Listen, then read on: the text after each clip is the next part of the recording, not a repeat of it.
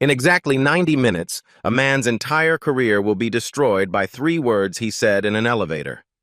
But right now, he has no idea. Kevin Wu stands in the lobby of Global Tech Solutions, Senior Marketing Manager, 12 years with the company. He's speaking Mandarin with 2 visiting colleagues. A black woman in jeans walks past them, carrying a box. Kevin laughs. Look at that servant. Black woman carrying boxes, probably here to clean toilets or deliver food. He gestures at her like she's furniture. These people always forget their place, he adds. Someone should remind her where the service entrance is. His colleagues look uncomfortable. One tries to change the subject. The woman stops at the elevator. Press the button. She says nothing. Her face is calm, almost kind. Kevin and his colleagues step in behind her. The doors close. The woman says nothing, but she heard everything. And Kevin has no idea who she really is. 9 o'clock. Conference room A on the 42nd floor. Robert Mitchell, the CEO, called an emergency meeting 15 minutes ago. All 30 senior managers must attend. The room fills quickly. Leather chairs, mahogany table, windows overlooking Seattle. Kevin Wu walks in confidently, straightens his tie. This has to be about promotions. The vice president is overdue. Then he sees something strange. A woman sits at the head of the table, next to Robert's chair. The seat is reserved for incoming executives. It's her, the woman from the elevator. Kevin freezes. His 2 Chinese colleagues stop behind him. She's changed into a navy suit, hair pulled back, polished, professional. Kevin whispers to his colleague, "What's she doing here?"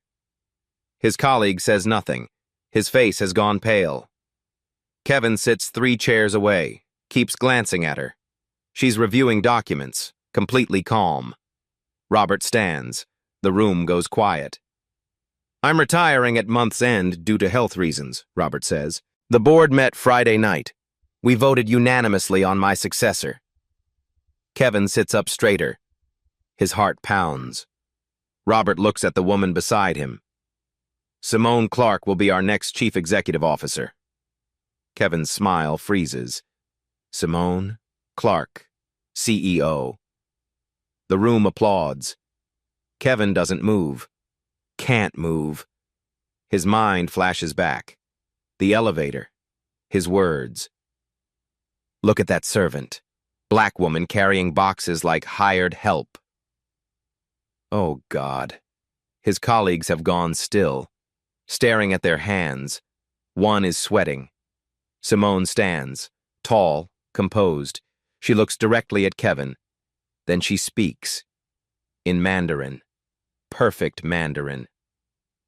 "This morning you called me a servant. You said I carry boxes like hired help. You said people like me wander into wrong areas. You suggested someone show me the service entrance." Kevin's face drains of color. His hands grip the armrests. Simone continues in Mandarin. Her voice stays calm. Cold. "You said this company has 0 standards. You were right. We will no longer tolerate people who judge by skin color instead of capability." She pauses, switch to English. "Now I'm your boss. Explain yourself. Right now. In front of everyone." Dead silence. 30 people were staring at Kevin Wu. Robert leans forward. "You said what?" Kevin opens his mouth. Nothing comes out.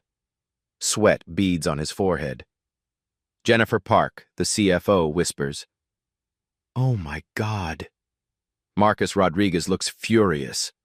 One of Kevin's colleagues slides his chair away. Physical distance. Kevin finally speaks. I didn't... I thought... You thought I couldn't understand," Simone says quietly. "You assumed because I'm black, I must be low-level staff. You assumed I couldn't speak Mandarin. You assumed I didn't belong here." She pauses. "All 3 assumptions were wrong." Robert stands. "Kevin, my office. Now." Kevin tries to stand. His legs shake. He grips the table for support. As he walks out, 30 pairs of eyes follow. No one speaks. His career just ended in 2 minutes. But nobody in that room knows the full story yet. How does someone go from answering phones to running a $3 billion company? How does someone master a language so completely that native speakers can't tell? And why did Simone Clark spend 15 years preparing for a moment exactly like this?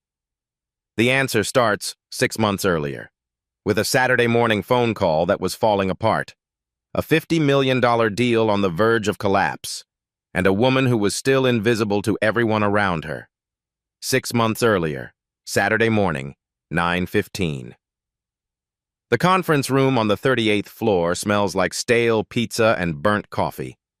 Laptop screens glow in the dim light. 7 executives sit around the table looking exhausted. They've been here since 7. Emergency meeting. A $50 million manufacturing deal with Beijing is collapsing. 200 jobs hang in the balance. The entire Asian expansion strategy is at risk. Robert Mitchell paces near the windows. His tie is loose, sleeves rolled up. On speakerphone, a translator's voice crackles. She sounds stressed, overwhelmed. "I'm sorry, Mr. Mitchell, I cannot make them understand the contract terms. They keep saying something about their face, about respect. I've translated the words correctly, but they're getting more upset." Through the phone, angry Mandarin voices overlap. The tone is clear, even without translation. The deal is dying. Robert runs his hand through his hair. "We've been negotiating for 8 months. We cannot lose this now." Jennifer Park, the CFO, checks her watch. "It's midnight in Beijing. If we don't resolve this in the next hour, they'll walk."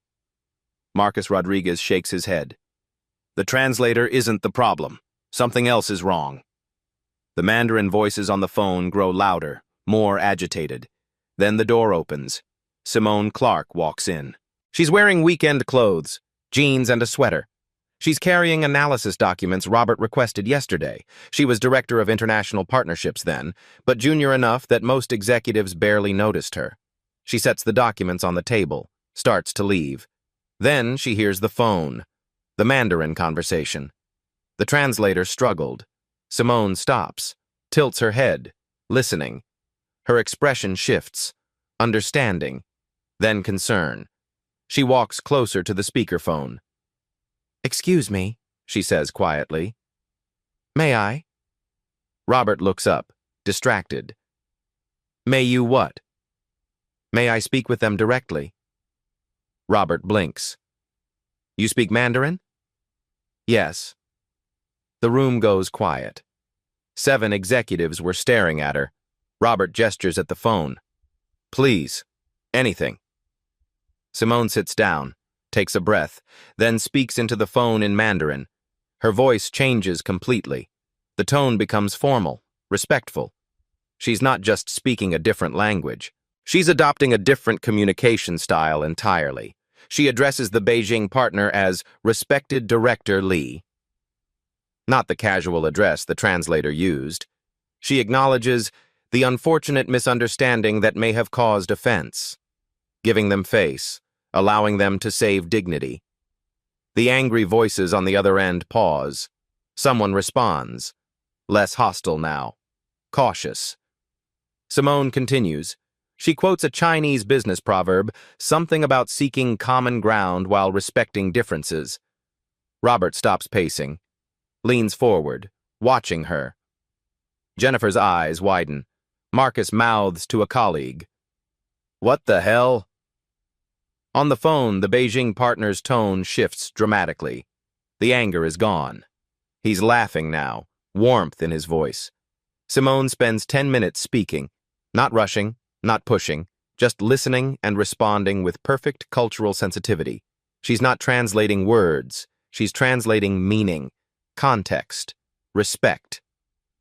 Finally, she switches back to English, looks at Robert. "The issue wasn't price," she says. "It was approaching. Our translator was technically accurate, but culturally tone-deaf. She used direct Western communication. That's offensive in formal Chinese business contexts. Robert sits down slowly. What did you tell them? I apologized for the communication style. I referenced their company's founding philosophy. I proposed a modification that addresses their concern about respect without changing our business terms at all. And? They've agreed to resume negotiations Monday, but they specifically requested I be present for all future discussions. Through the phone, Director Lee speaks again. In English this time. Accent, but clear. Ms. Clark understands Guangxi. She understands relationships. This is what business requires. We will speak on Monday. The line goes quiet. The call has ended. The conference room stays silent for 30 seconds. Then Robert speaks.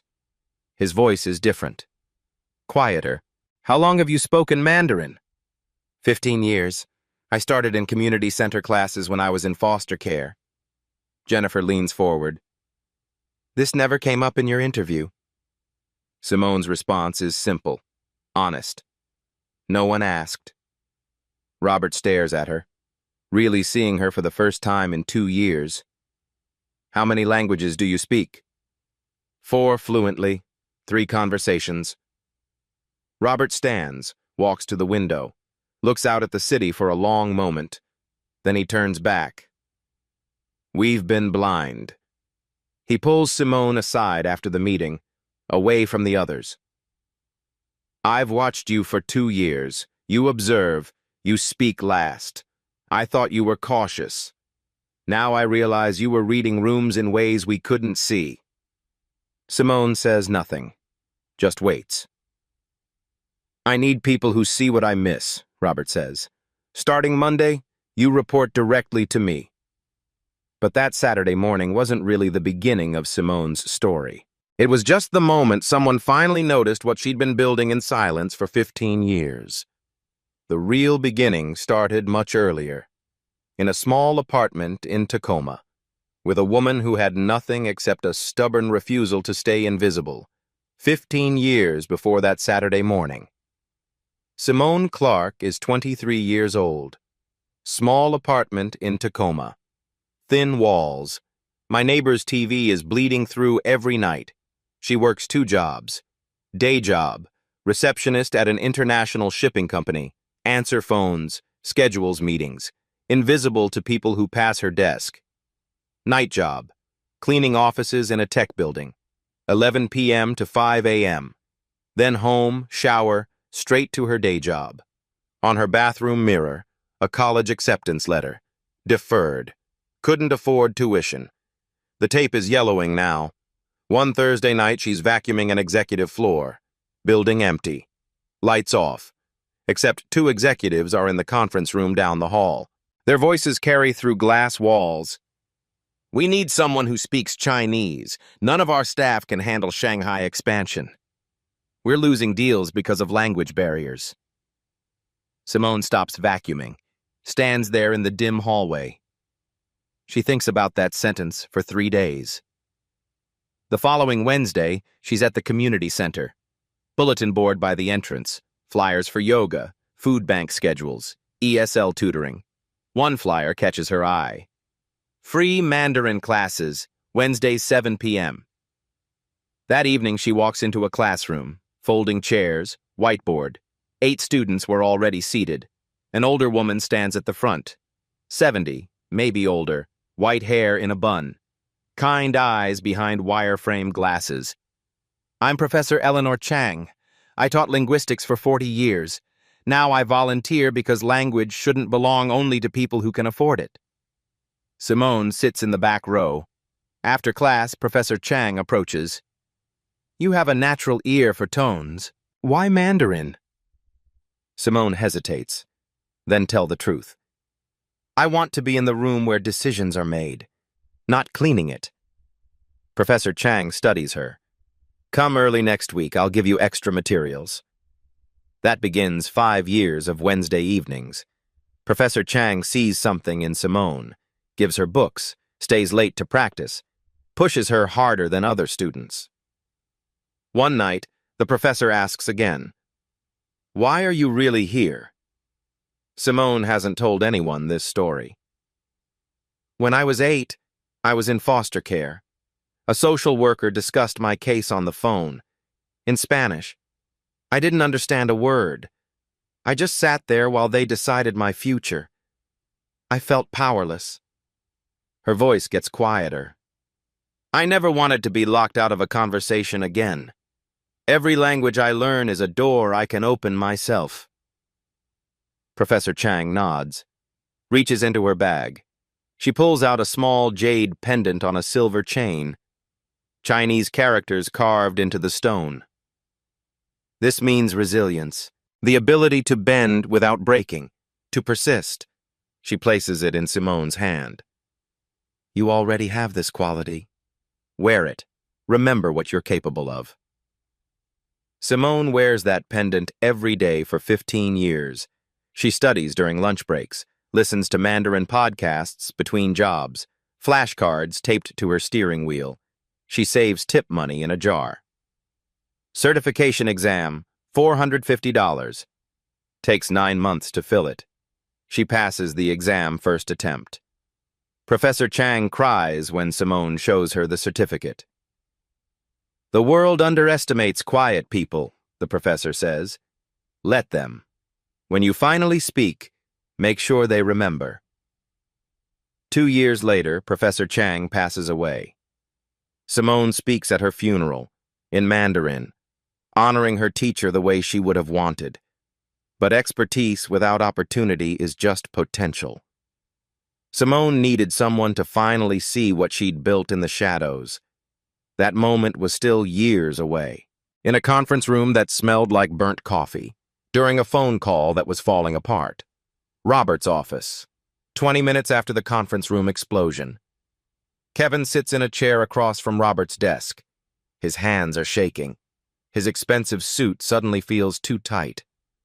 Simone stands by the window, arms crossed, silent. Robert's voice is cold, controlled. 12 years with this company. And this is who you are?" Kevin tries to speak. "Sir, I apologize. I didn't mean—" "You didn't mean for her to understand you." Robert cuts him off. "That's different from not meaning what you said." Kevin's mouth closes. "I want him gone," Robert says. But he's looking at Simone, not Kevin. "Terminated. Effective immediately." Simone turns from the window. "No." Both men look at her. "No?" Robert repeats. "Firing him is easy," Simone says. "It makes us feel better. But it doesn't fix anything. He leaves, finds another job, learns nothing, and someone else deals with his prejudice." She walks closer to Kevin's chair, looks down at him.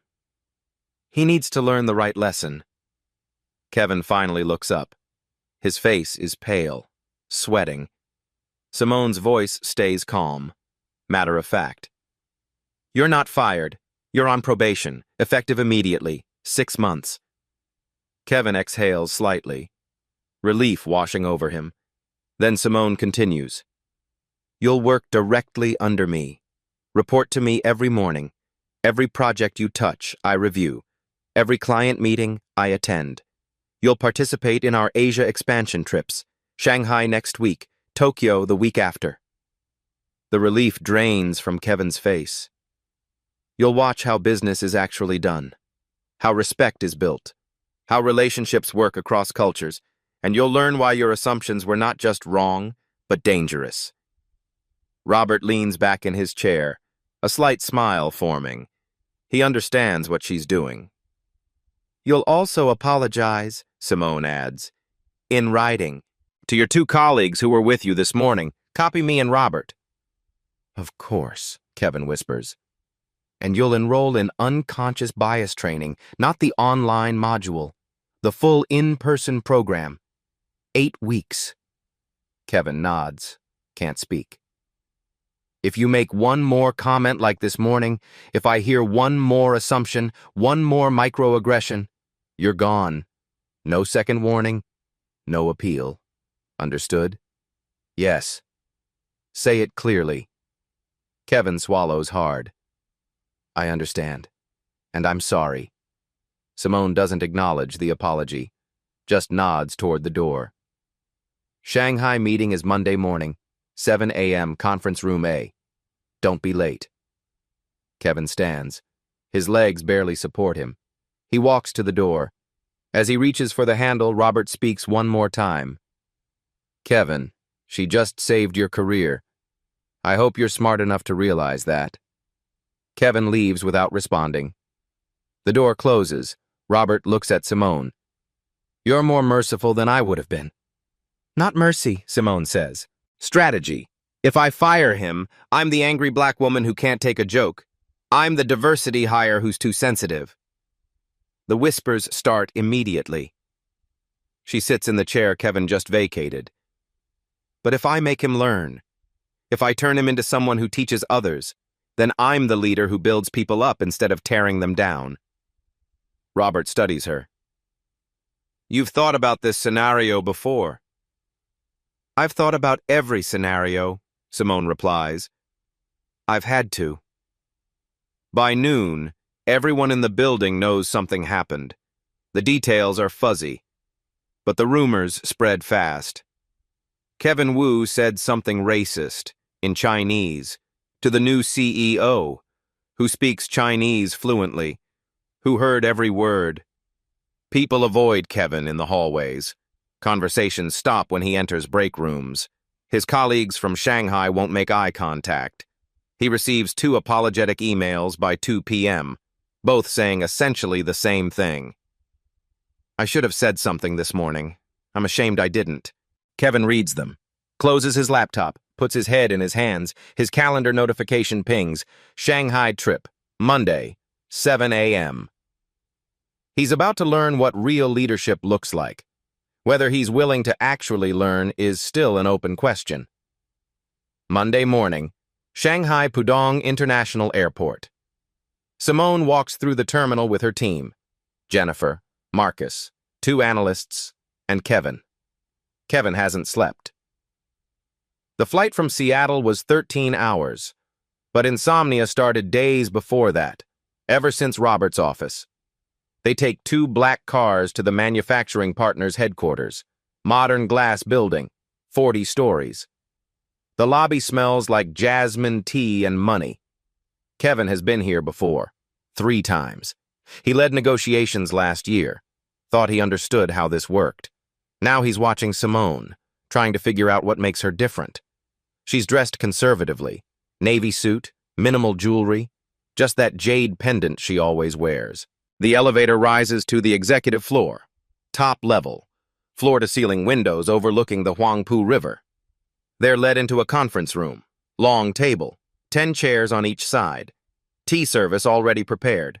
5 men wait for them, all in their 50s or 60s, expensive suits, serious expressions.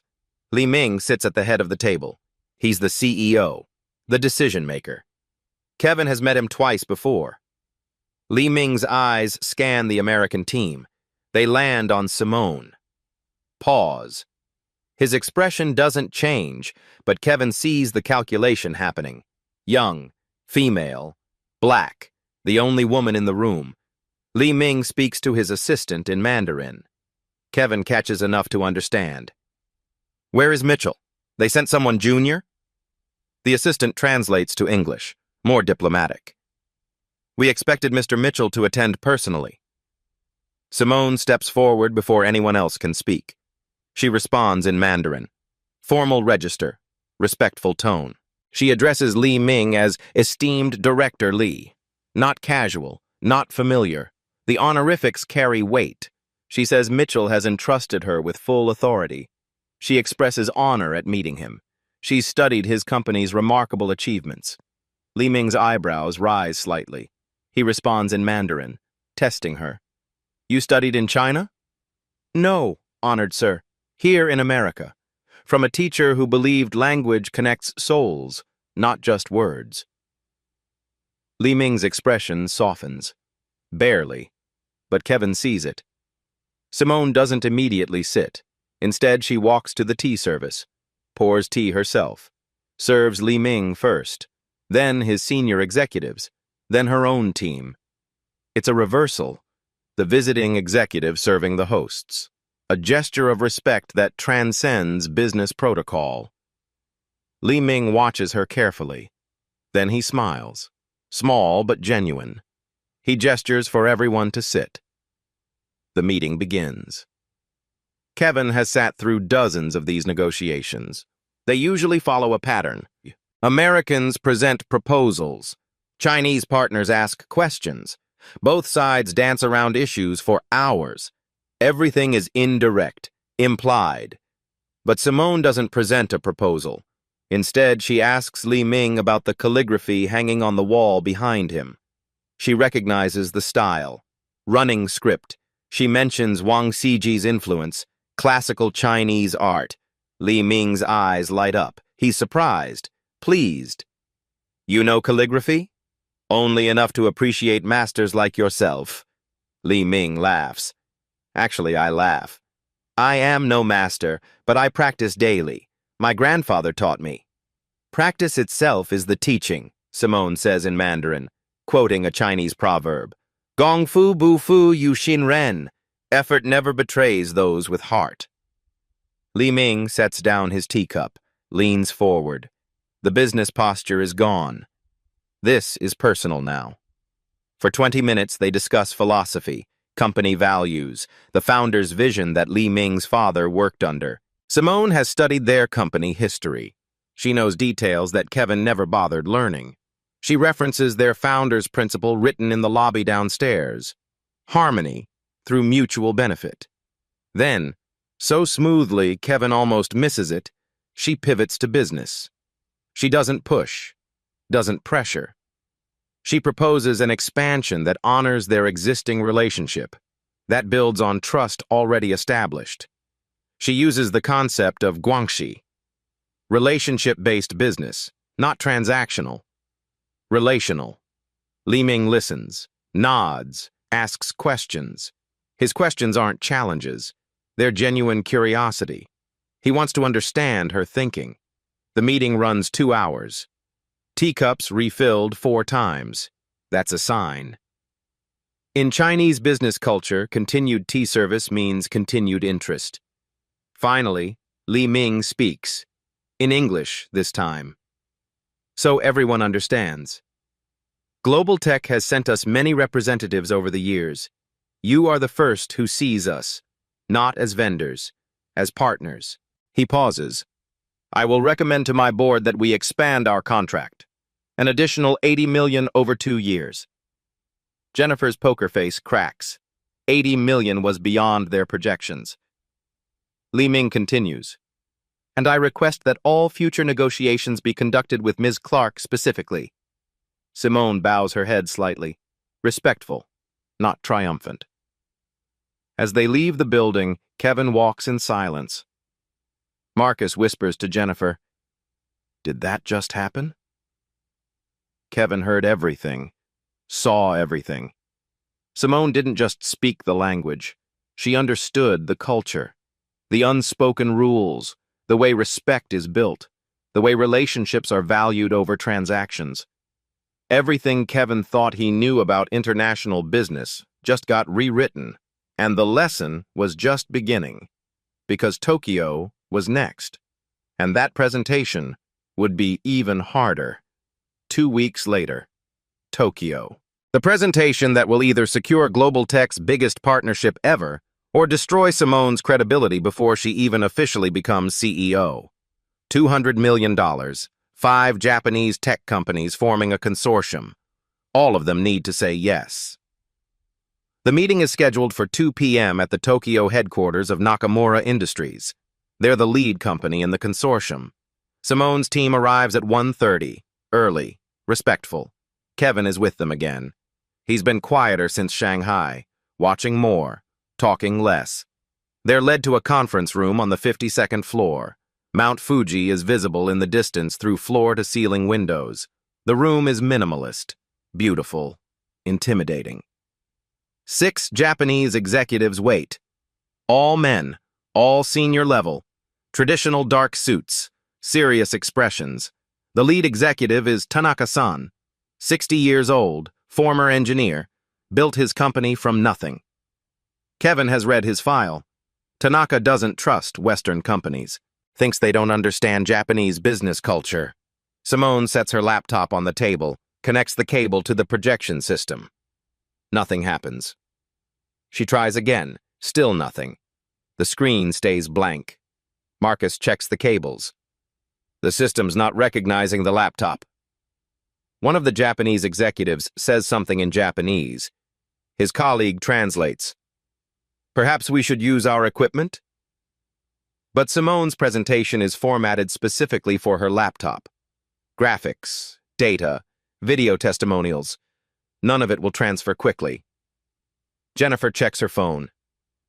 The translator is stuck in traffic. Accident on the expressway. She won't be here for 40 minutes. Kevin watches Simone's face, waiting for panic, for frustration. Her expression doesn't change. Calm, centered. She removes the cable, closes her laptop. Then she does something unexpected. She picks up a marker, walks to the whiteboard at the front of the room, and she begins speaking. In Japanese. Her opening line is an apology, humble, respectful. I apologize for the technical difficulties, but I'm honored to speak with you directly. Tanaka-san's eyebrows rise. He wasn't expecting this. Simone performs the business card exchange, the Meishi ritual. She presents her card with both hands, slight bow. She receives each executive's card the same way, studies each one carefully before setting it down. The proper respect. Kevin has done this ritual before, but never like this. Never with this level of attention. Tanaka-san speaks, in Japanese. Your Japanese is unexpected. As is your interest in partnering with us, Simone replies in Japanese. Let me explain why this partnership honors both our companies. She starts drawing on the whiteboard. Market diagrams, growth projections. But she's explaining everything in Japanese, using Japanese business terminology. She references Kaizen, continuous improvement, a core Japanese business philosophy. She talks about omotenashi, hospitality, the art of anticipating needs. These aren't just words she learned. She understands what they mean in context, in culture. Kevin has sat through Jennifer's PowerPoint presentations on these same topics. Bullet points, charts, statistics. This is completely different. Simone is having a conversation, building a relationship. She explains Global Tech's commitment to long-term partnership, not quarterly profits, not short-term gains. Relationship built on trust over time. She uses the Japanese concept of way harmony. She explains how their partnership would create harmony between American innovation and Japanese precision. Then Tanaka-san asks the question Kevin was dreading. Why should we trust an American company to understand our market? Your country thinks in quarters. We think in generations. Simone sets down the marker, faces him directly. She responds in Japanese. Because I don't presume to fully understand. I come asking to learn from you, to build something together that respects both our ways. She pauses. Trust isn't given in presentations. It's built through shinrai, trust developed over time through consistent action. This meeting is just the first step. The room goes quiet. Tanaka-san studies her. Long pause. Kevin can hear his own heartbeat. Then Tanaka-san smiles. Small but real. When can you start? Jennifer blinks, looks at Marcus. Did he just agree? We would need board approval, Simone says.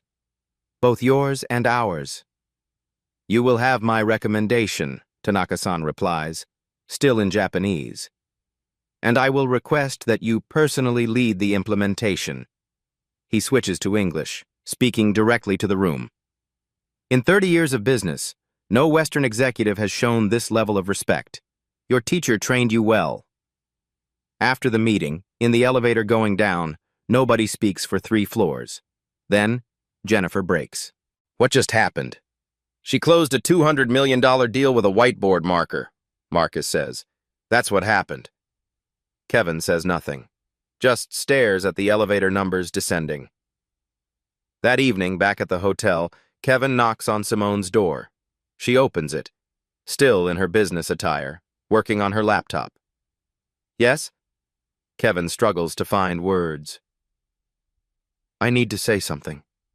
Simone waits. I was wrong. Entirely wrong. About you. About what matters in leadership. About everything. His voice is shaking slightly. I thought language was just words. I thought you were just a translator. I didn't understand that you were building bridges, creating relationships, actually seeing people. Simone's expression doesn't soften, but she listens. I've worked in international business for 12 years, Kevin continues, and I just learned more watching you this week than I learned in all that time. Then learn from it, Simone says. Not warm, not cold, just factual. Don't just apologize. Be different. She starts to close the door, then pauses. Shanghai and Tokyo weren't about language, Kevin. They were about respect. Something you clearly need to practice. The door closes. Kevin stands in the hallway alone. His phone buzzes. Calendar reminder. All company meeting Wednesday morning. Simone's official introduction as CEO to the entire staff, 500 employees. And Kevin knows what's coming. He's going to have to publicly apologize in front of everyone he's ever worked with. The real reckoning hasn't even started yet. Wednesday morning, 10 o'clock. The company auditorium holds 500 seats. Every single one is filled. People stand along the back wall. The energy is electric. Nervous. Everyone has heard something. The rumors have been flying for 3 days.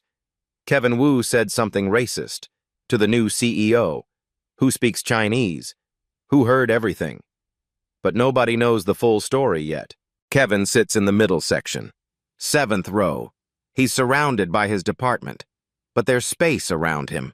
People shifted their chairs slightly, creating distance. He hasn't slept properly in a week. The stage is simple. Podium with microphone. Large screen behind it showing the company logo. 2 chairs to the side where Robert and Jennifer sit. At exactly 10 o'clock, Simone walks onto the stage. She's wearing a charcoal suit. Professional but not overly formal. That jade pendant is visible at her collar. The room quiets immediately. I know what you're thinking, Simone begins. No podium. She stands at the front of the stage, visible, vulnerable. Some of you are excited. Some are skeptical. Some are wondering how someone who answered phones 5 years ago is standing here now. People shift in their seats. She's naming the elephant in the room. That's fair. I wonder the same thing sometimes. A few nervous laughs. The honesty disarms the room. Let me tell you who I am. Not my resume, who I actually am. She talks about foster care, about learning languages in community centers while working 2 jobs, about being underestimated her entire life.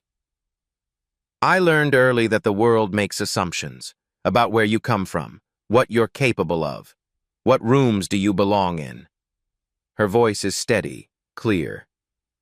I've spent my life proving assumptions wrong, not to spite anyone, but because I refuse to let someone else's limited vision define my potential. The room is completely silent now, people leaning forward. And I'll be honest, last Monday morning someone in this company made assumptions about me, harmful assumptions, based solely on how I looked. Kevin's stomach drops. This is it. That person is here today, and he's asked to speak. I've agreed to let him. Simone looks directly at Kevin, nods once. Kevin stands. His legs feel weak. 500 people turn to look at him. He walks to the aisle. Every step feels like miles. His colleagues watch him pass. No one meets his eyes. He climbs the stairs to the stage, stands next to Simone. She steps aside, gives him the space. Kevin faces the audience. His hands are shaking. My name is Kevin Wu. Monday morning, I said something inexcusable. I saw Ms. Clark in the lobby, and I made assumptions based on her race. I called her a servant, in Mandarin, because I thought she wouldn't understand. His voice cracks. He clears his throat, continues. I was wrong in every possible way. Wrong about who she was. Wrong about what respect means. Wrong about what leadership looks like. People in the audience are stone-faced. Some are angry. Some are uncomfortable. I've worked here for 12 years, and in one sentence, I destroyed any right to be respected. Ms. Clark had every reason to fire me. Instead, she's giving me a chance to learn, to be better. He turns to Simone. I don't deserve your grace, but I'm grateful for it, and I promise to use this chance to make sure no one else in this company ever feels diminished the way I diminished you. Kevin steps back. The auditorium is silent. Simone returns to center stage. Kevin will be leading our unconscious bias training program going forward. He'll use his mistake to educate others, because the best teachers are people who've learned hard lessons. She pauses. This company will not tolerate discrimination, but we also believe in growth, in second chances earned through genuine change. Then something unexpected happens. The large screen behind her flickers on. It's a video call. Li Ming appears, calling from Shanghai. Ms. Clark, he says in English, I wanted to tell your entire company, you are the leader global tech has needed. You understand business and humanity. Both are required for true leadership. The room murmurs, surprised. Then Marcus stands from the front row. I didn't vote for Simone initially. I thought she was too unconventional. I was wrong. She's the most prepared person I've seen. Jennifer stands next. I've watched her work for 3 years. She sees what we miss. One by one, division heads stand. Directors, senior managers, even 2 people from Kevin's own team stand up. Then the applause starts, slowly at first, then building. Within seconds, most of the auditorium is standing, clapping. Kevin stands too, clapping. Tears streaming down his face. Simone stands at the center of the stage, watching 500 people acknowledge her, not because of diversity initiatives, not because of quotas, because she earned it. But words are easy. Actions define leadership. And Simone Clark was about to show everyone exactly what she meant. The formal inauguration was in 3 days, and she had plans that would transform the entire company. Friday afternoon, 3 days later, the plaza outside Global Tech headquarters has been transformed. White tents, catering tables, a stage with podium and microphones. Over 1,000 people gathered, employees, partners, press, board members, the formal CEO installation ceremony. Simone arrives at 2 p.m. She's wearing a deep blue suit, hairstyled, professional, but that jade pendant still hangs at her collar, the one Professor Chang gave her 15 years ago. She touches it once before stepping out of the car. Robert Mitchell waits backstage. He's in a formal suit. This is his last official act as CEO. He sees Simone approach. Last day as your predecessor, he says quietly. First day as your biggest supporter. He hands her note cards, his speech outline. I wrote some thoughts, but you won't need them. Speak from where you've been. Simone looks at the cards, smiles, sets them aside. You're right. At 2:15, Robert walks onto the stage. The crowd quiets immediately. I've led this company for 12 years, Robert begins. His voice carries across the plaza. We've tripled in size, entered 35 new markets, became a Fortune 500 leader. He pauses. But I've failed in one critical way. I've been blind to talent hiding in plain sight. I've promoted people who looked like leaders over people who were leaders. I've confused confidence with competence. People shift uncomfortably. This isn't the typical praise-filled retirement speech. 3 months ago, a director saved a $50 million deal because she spoke a language we didn't know she had. Not just spoke it, understood the culture behind it. Then she closed our largest partnership in company history without a single slide, using only respect and preparation. He gestures toward the side of the stage. Simone Clark will be our next chief executive officer, not because of diversity initiatives, because she's the most qualified person for this role. And I'm including myself in that assessment. Simone walks onto the stage. The applause builds, genuine, warm. Robert reaches to his lapel, unpins the CEO insignia, a small gold pin that's been worn by 6 CEOs before him. All men, all white, all from traditional corporate backgrounds. This pin represents leadership, Robert says. Today we redefine what that looks like. He approaches Simone, pins it carefully to her jacket. Then he does something unexpected. He bows slightly, a gesture he learned from watching her work with Asian partners. He whispers so only she hears. Make me proud. But more importantly, make sure kids like you see this and believe. Simone's eyes water. She whispers back, Professor Chang is watching. I won't let her down. Robert steps aside. Simone stands at the podium, looking out at over 1,000 faces. 20 years ago, I was a kid in foster care who thought power meant being in the room, she begins. 15 years ago, I learned that language was a key to open doors. 10 years ago, I cleaned offices in buildings like this one, hoping someday I'd work here during business hours. She pauses. Today I lead it. Her voice is strong, clear. I'm not standing here alone. I'm standing here because of every person who was told they weren't good enough, who studied in secret, who refused to let circumstances define possibility. She looks directly at the employees in the front rows. This company will reflect that belief. We will find invisible people, open doors we didn't know existed, measure potential, not pedigree. Then she announces 3 new initiatives. First, the Eleanor Chang Scholarship Fund, $5 million endowed for language and cultural studies for underrepresented students, named for the woman who taught me that language is respect. Applause. Second, the Hidden Talent Program. We'll assess every current employee to identify overlooked skills, because the person answering phones might speak 4 languages. The person cleaning offices might have an engineering degree. More applause, louder now. Third, the Door Opening Initiative, partnership with foster care systems nationwide to provide mentorship and career pathways, because every kid deserves to see the possibility. The crowd stands, applauding. Simone steps back from the podium. Then someone approaches from the side of the stage, a woman in her 40s. Asian, carrying a small wooden box. Simone's breath catches. She recognizes her. Professor Chang's daughter. The woman walks to Simone, opens the box. Inside are teaching materials, flashcards with Chinese characters, handwritten notes in Eleanor Chang's distinctive script, a small folder.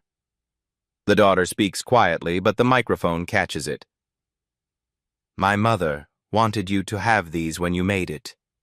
She always knew you would. She hands Simone a note from the folder. Simone reads it. Her hands start shaking. The note says, For when you teach others, because that's what leaders do. Love always, Eleanor. Simone breaks. Right there on stage in front of 1,000 people. Tears streamed down her face. Jennifer and Marcus move forward instinctively, supportive, present. The applause continues. But it's different now. Softer, understanding. This isn't just a corporate ceremony anymore. It's a moment of human connection, of legacy honored, of a promise fulfilled. Simone composes herself, wipes her eyes, speaks into the microphone one more time. Professor Chang taught me that the world underestimates quiet people. She said, let them. When you finally speak, make sure they remember. She holds up the teaching materials. I'm speaking now, and I'll make sure you remember. The sun sets behind the Seattle skyline. Golden light washing over the plaza, the stage, the crowd. The woman who went from invisible to undeniable. The camera pans back, shows the view through the glass walls into the building lobby. The reception desk where Simone once sat. Empty now, but symbolic. From answering phones to leading billions. From servant to CEO. From assumption to undeniable truth. But this wasn't the end of the story. It was just the beginning of what Simone Clark would build. 6 months pass. The numbers tell part of the story. Stock price up 43%. Employee satisfaction scores the highest in company history. Revenue growth exceeded projections by 30%. But numbers don't capture everything. The Hidden Talent Program uncovers 156 employees with skills the company never knew existed. 89 different languages spoken by current staff. Degrees from other countries that were never mentioned in interviews. Certifications earned at night while working day jobs. Luis Hernandez worked as a janitor for 3 years. Night shift. He never told anyone he had an engineering degree from Venezuela. On his application, he only listed facilities maintenance. Now he's an assistant engineer in product development, training new employees. He stands in front of a room explaining circuit design, in Spanish first, then English, making sure everyone understands. CEO Simone changed my life, he says in an interview for the company newsletter. She asked what languages I spoke. I said Spanish. She asked what else I knew. I told her about my degree. 1 week later, I had an interview for engineering. Jasmine Reed was the receptionist who replaced Simone 5 years ago. She watched Simone's path, wondered if it was possible for her too. Now she leads the customer experience team, 40 people reporting to her. I saw her trajectory, Jasmine says. She showed me I could follow it, not the exact same path, but my own path. That's what representation means. The scholarship fund receives 2,000 applications in the first month. They award 50 scholarships, full tuition for language and cultural studies. One recipient is Maya Johnson, 19 years old, grew up in foster care in Detroit, studying Mandarin and international business. She speaks at a scholarship event in November. When I saw a black woman who started where I started to get to where she got, I finally believed it was possible. Not easy, but it's possible. Kevin Wu stands in a training room every Tuesday and Thursday, teaching unconscious bias awareness to new employees and existing managers. He starts every session the same way. My name is Kevin Wu, and I was that person, the one who made assumptions, the one who thought speaking a language meant understanding a culture, the one who judged someone by how they looked instead of who they were. He tells the story, the elevator, the insults, the moment Simone responded in perfect Mandarin. I almost lost my career, he says. I deserved to lose it, but I was given something I didn't deserve, a chance to learn, to change, to teach others so they don't make my mistakes. The training sessions are mandatory now.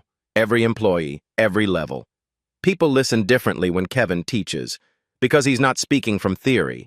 He's speaking from failure, from consequence, from genuine transformation. Simone watches from the back of one session in December. Kevin doesn't see her. She observes quietly. He's different now, humbler, more careful with words, actually listening instead of performing. After the session ends, she approaches him. How do you feel after these training sessions? She asks. Kevin considers the question carefully. Exhausted, ashamed, but also hopeful. If I can change, anyone can. Simone nods. Keep teaching. You're doing good work. It's the first time she's acknowledged his progress directly. Kevin's eyes water slightly. Thank you. The company isn't perfect. Change is slow, hard, messy. But it's happening. Doors are opening. Voices are heard. People are seen. And it started with one woman who refused to stay invisible. One woman who spent 15 years building skills in silence. One woman who touched a jade pendant every morning and remembered a teacher's words. Let them underestimate you. When you finally speak, make sure they remember. They remembered. Wednesday evening, 7 o'clock. Simone walks into a community center classroom in Tacoma, the same one where she learned Mandarin 15 years ago. Folding chairs, whiteboard. 12 students are waiting. Different ages, different backgrounds. All here for free language classes. Simone teaches now.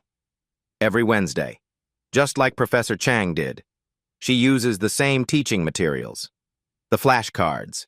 The handwritten notes. The curriculum Eleanor Chang developed over 40 years. A student raises her hand. Maria. She's 35. Works 2 jobs. Studying Mandarin at night.